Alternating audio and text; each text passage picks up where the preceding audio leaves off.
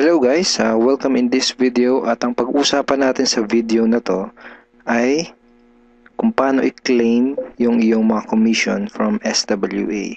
Okay, paano mo kukunin yung mga kinita mo or mga commissions mo from SWA. Isa kasi ito sa mga madalas na itinatanong ng mga tao. Okay, paano ko ba makukuha yung yung commission ko ba dyan? Or makukuha ko ba talaga yung perang kinita ko dyan sa opportunity na yan? Okay, so let's start. Okay, actually napakadali lang naman para i-claim yung iyong commissions. So, pag naging part ka na kasi ng SWA, magkakaroon ka ng website na parang ganito. And then dito sa left side ay may mga menu. So, for example, member ka na. Kailangan mo lang gawin is pumunta dito sa edit profile.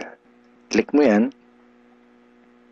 And then dito sa edit profile, makikita mo yung payout detail. Okay? Dito sa payout detail, diyan mo ilalagay kung saan mo gustong matanggap o ma-receive yung iyong mga commissions. So, marami tayong options para ma-claim mo yung iyong commissions. Okay? Ito yung ilan sa mga payout options natin. Through banks, pwedeng BPI, BDO Union Bank, HSBC, pwedeng Globe, GCash, Smart Money. And kung wala ka pang bank account and kung ayaw mo din ng GCash, ayaw mo din sa Smart Money, pwede mo kunin yung commissions mo through LBC and Western Union. So, very flexible. Flexible yung payout natin. And then, sa mga kumuntanong, paano ko pag nasa ibang bansa ako? Paano kung OFW ako? Paano ko makukuha yung aking commissions? Pwedeng, ang gamitin mo is through PayPal. Okay? So, free lang naman ng mag-register sa PayPal. Gagawa ka lang ng account dyan. And bali ang mangyayari is SWA will send your commission doon sa PayPal account na gagawin mo. And then, pag yung commission mo is nasa PayPal na, pwede mo nang i-transfer yung pera mo from PayPal papunta doon sa bank account mo. Most of the banks ngayon ay meron na silang online banking and PayPal linking. Okay? For example, is Union Bank and BDO. I'm not sure with BPI. Pero most of the banks ngayon is pwede mo nang i-link yung PayPal mo. Ibig sabihin, kapag yun nakatanggap mo na yung money mo from PayPal, pwede mo na i-transfer yun papunta sa yung Union Bank and BDO. Okay? And another option na ginagawa din na yung karamihang mga OFW nating members, they claim their commission through Western Union. So, para malaman ng mga admins ng SWA kung saan nila ipapadala yung commissions mo, kailangan dito sa payout detail mo naka-indicate kung saan mo gustong ma-receive yung mga commissions. Okay, so ano ang ilalagay mo dyan? Okay, para malaman at para masiguro natin na mapupunta at marireceive mo yung iyong mga commissions. Okay.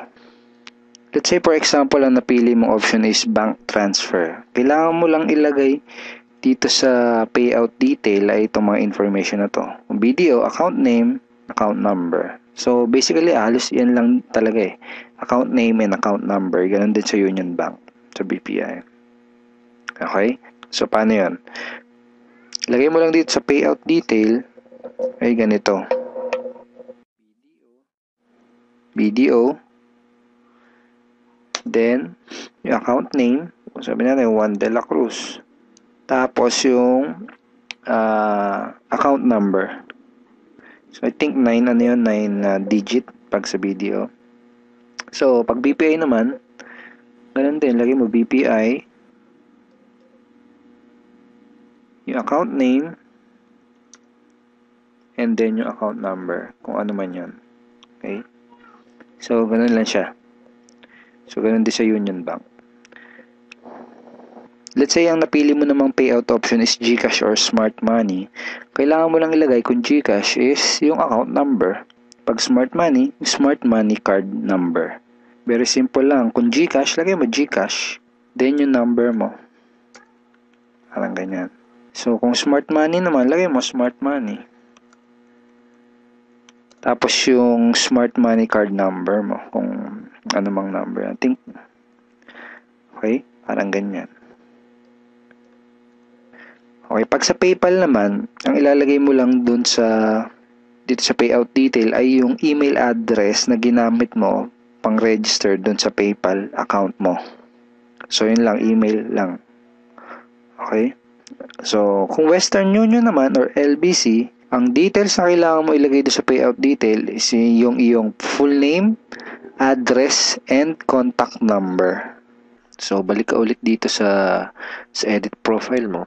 So, full name.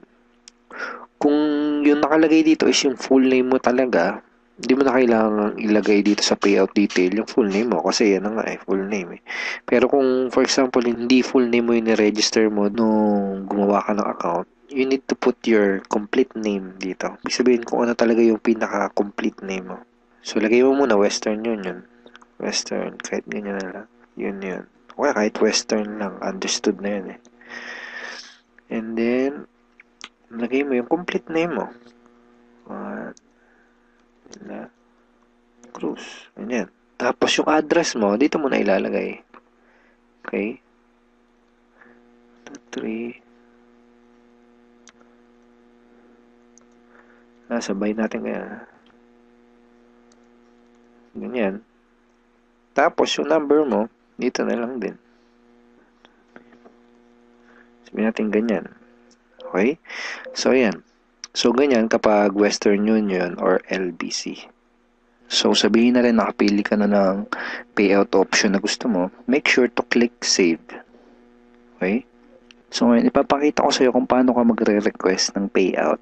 Okay? So, dito ulit sa menu, punta ka lang dito sa e-wallet. Dito sa e-wallet, makikita mo kung magkano yung remaining balance mo. So, in this example, itong account na to is may remaining $250.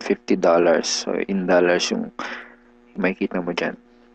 Then, pili ka lang dito sa transaction type. Ito. Piliin mo yung payout request. Okay?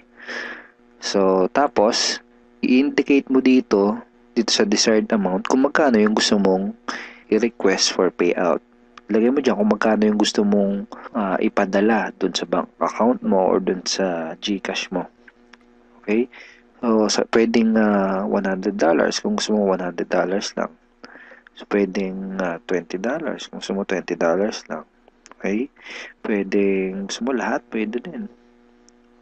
Hindi kailangan na may iwan dito. So, pwede maging 0 yung balance mo dyan. So, pag nakapag-decide ka na, just click submit. Then, makikita mo na okay na yung kapag lumabas na dito sa remarks. And that's it. Marireceive na ng admin yung request mo.